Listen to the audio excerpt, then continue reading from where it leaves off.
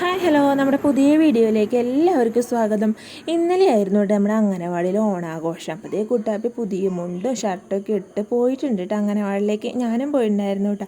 അങ്ങനെ നമ്മുടെ പൂക്കളത്തിൻ്റെ ഫ്രണ്ടിൽ നിന്ന് എല്ലാ കുട്ടികളും അമ്മമാരിൽ നിന്ന് ഫോട്ടോ എടുക്കേണ്ട. അതിനിടയിൽ ടീച്ചർ മച്ചിങ്ങ വണ്ടിയും അതേമാതിരി തന്നെ വഞ്ചി, പിന്നെ എന്നിട്ട് ചിത്രശലഭം, പിന്നെ വാച്ച്, അങ്ങനെ കുറേ സാധനങ്ങളൊക്കെ ഉണ്ടാക്കിയായിരുന്നു കേട്ടോ.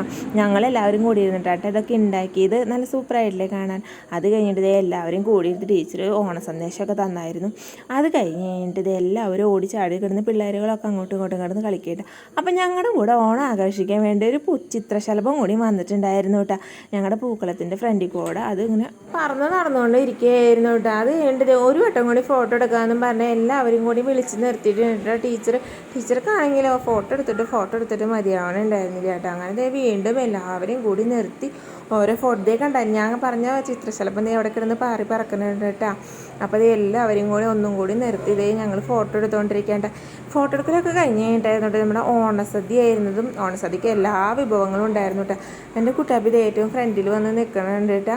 അങ്ങനെ ഇതേ ഓണസദ്യ കഴിക്കാമെന്ന് പറഞ്ഞ് ഞങ്ങളിത് അകത്തേക്ക് കയറാൻ പോകണ്ട. അങ്ങനെ ഓണസദ്യക്ക് എല്ലാ പിള്ളേരും നിലത്തിരുത്തി ഇട്ടാണ്ടയിലാണ് ഓണസദ്യ കഴിക്കുന്നത്. എല്ലാവർക്കും ചോറൊക്കെ വിളമ്പിയായിരുന്നു. കുട്ടാപ്പി ഫസ്റ്റ് എടുത്ത് കഴിക്കാൻ പോവാണ് കേട്ടോ.